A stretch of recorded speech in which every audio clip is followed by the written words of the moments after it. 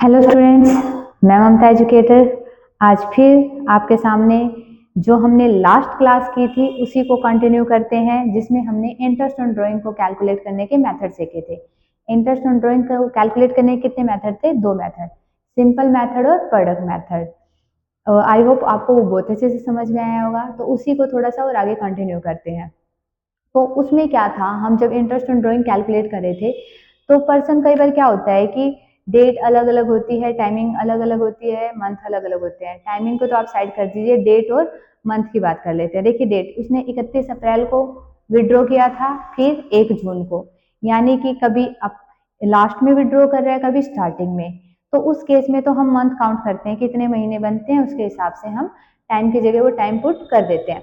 But कई बार क्या होता है कि अगर पर्सन हर महीने की स्टार्टिंग में विड्रॉ कर रहा है, या हर मंथ के एंड में विड्रॉ कर रहा है, या हर मंथ के मिडल में विड्रॉ कर रहा है, तो कितना टाइम मेंशन करें, यानी कि एक एवरेज पीरियड निकालने का फॉर्मूला होता है। हम सीधा वो मंथ पुट कर देंगे और हमारा आंसर आ जाएगा। तो देखिए अगर वो हर महीने के बिगिनिंग में, यानी कि 1 जनवरी, 1 फरवरी, फिर ऐसे ही 1 मार्च ऐसे विड्रॉ कर रहा है, तो क्या फॉर्मूला यूज होता है? तो देखिए हम बात करते हैं। अगर वो एवरेज पीरियड बोलता है तो एवरेज पीरियड निकालने का एक फॉर्मूला होता है। अगर हर महीने की स्टार्टिंग में निकाल रहे हैं तो एवरेज पीरियड निकालने का फॉर्मूला होता है time left after first drawing. पहले ड्राइंग निकालने के बाद कितना टाइम बच रहा है, plus time left after last drawing. Last drawing निकालने के बाद कितना टाइम बच रहा है, डिवाइड बाय 2। आपके पास एवरेज पीरियड आएगा, आप टाइम की जगह वो टाइम पुट कर देंगे। तो एग्जांपल समझते हैं। मान लीजिए एक पर्सन 12 मंथ विड्रॉ करता है और बिगिनिंग ऑफ ईच मंथ। तो हम कैसे इस फॉर्मूले को याद करें, कैसे? अब देखिए आपने जनवरी 1 को निकाला, फॉर्मूला क्या था? फर्स्ट ड्राइंग के बाद कितने महीने बच रहे हैं? पूरा दिसंबर, पूरे 12 महीने बन रहे हैं हमारे, क्योंकि जनवरी भी तो काउंट होगी। तो पूरे 12 मंथ प्लस आपने दिसंबर 1 को निकाला, क्या दिसंबर खत्म हो गया? दिसंबर पूरा बाकी है। तो मैंने कहा था लास्ट ड्राइंग निकालने के बाद कितना टाइम बच रहा है, तो पूरा 1 महीना डिवाइड बाय 2, 13/2 कितने मंथ का लगा देंगे आप? 6.5 मंथ का। टाइम की जगह आप कितना मेंशन करेंगे? 6.5। बाई में तो 12 आएगा ही आएगा जब आप फॉर्मूले पुट करेंगे। मंथ की जगह हमें कितना रखना है? 6.5। तो जब भी आ जाए बिगिनिंग, तो बिगिनिंग में कितने महीने का लगता है? 6.5। अगर क्वेश्चन में कह दे एंड ऑफ ईच मंथ, हर महीने के एंड में विड्रॉ कर रहा है, आप जनवरी के 31 को निकाले, जनवरी तो खत्म ही हो गया, तो कितने महीने बच रहे हैं? 1 2 3 4 5 6 7 8 9 10 11, 11 महीने बच रहे हैं। तो आप 11 लिखिए, प्लस लास्ट ड्राइंग के बाद भी हमें देखना है कितने महीने बच रहे हैं। आपने 31 दिसंबर को निकाला, कोई महीना बच रहा है क्या? कुछ नहीं बच रहा, तो 0 डिवाइड बाई 2 कितना आ गया? 5.5। कितने मंथ का लगा देंगे आप? 5.5 मंथ का। अगर मिडल बोल रहा है तो आप देखिए मिडल की बात कर लेते हैं। यहाँ 15 जनवरी को उसने विड्रॉ किया, 15 जन को, तो पूरे 11.5। देखिए यहाँ से काउंट करें तो 11 और 15 दिन इसके कितने हो गए? 11.5। आप दिसंबर 15 को निकालेंगे तो 15 डेज इसके रहेंगे, तो 0.5 ये डिवाइड बाई 2, पूरे 12 मंथ बच रहे हैं। 2/12 6 मंथ का। कितने मंथ का लगा देंगे आप? 6 मंथ का। तो आपको समझ में आया होगा कि बिगिनिंग हो तो कितने मंथ का लगाना है, एंड हो तो कितने मंथ का लगाना है, और मिडल हो तो कितने मंथ का। ये कब लगाना है? जब वो सेम डेट को विड्रॉ करता हो, जैसे 1 जनवरी, 1 फरवरी, 1 मार्च, या एंड हो या मिडल हो, पर डेट क्या होना चाहिए? सेम होना चाहिए। ये तो देखिए एक फॉर्मूला है, कई बार हमें एग्जाम में याद हो ना हो, तो मैं आपको बिल्कुल शॉर्टकट ट्रिक बताती हूँ याद करने का तरीका। अगर कभी भी आ जाए ना, आप पूरे 12 मंथ तक विड्रॉ कर रहे हैं, बात करते हैं इसमें कि आप पूरे 12 मंथ तक विड्रॉ कर रहे हैं, हमें इस फॉर्मूले से कोई लेना देना नहीं है।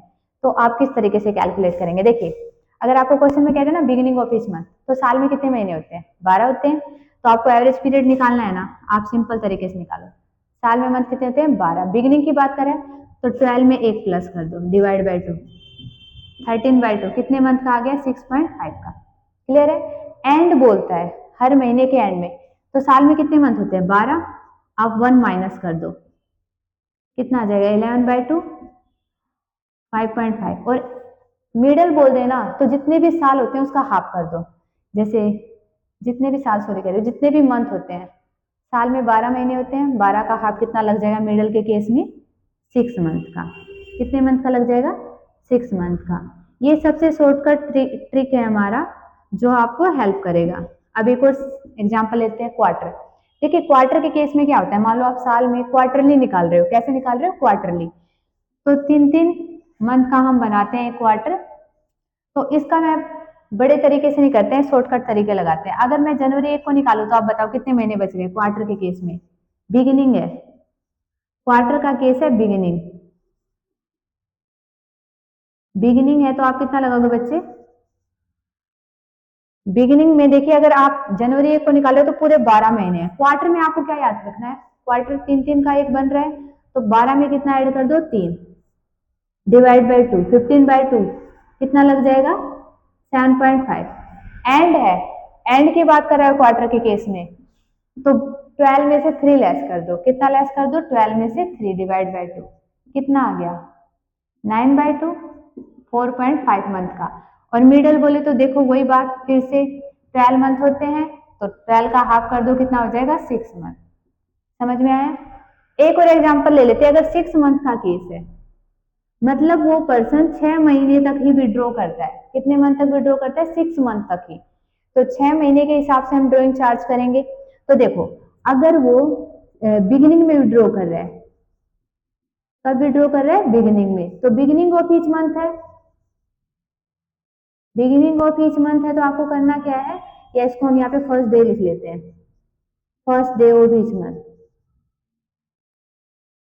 तो आप ये बताओ, अगर 6 महीने तक विड्रॉ कर रहा है, तो मैंने क्या कहा था? 6 महीने हैं, उसमें कितना प्लस करना है? बिगिनिंग की बात कर रहा है तो 1, तो 6 + 1 कर दो, 6 + 1 डिवाइड बाई 2, 7/2 कितने मंथ का लगा दोगे?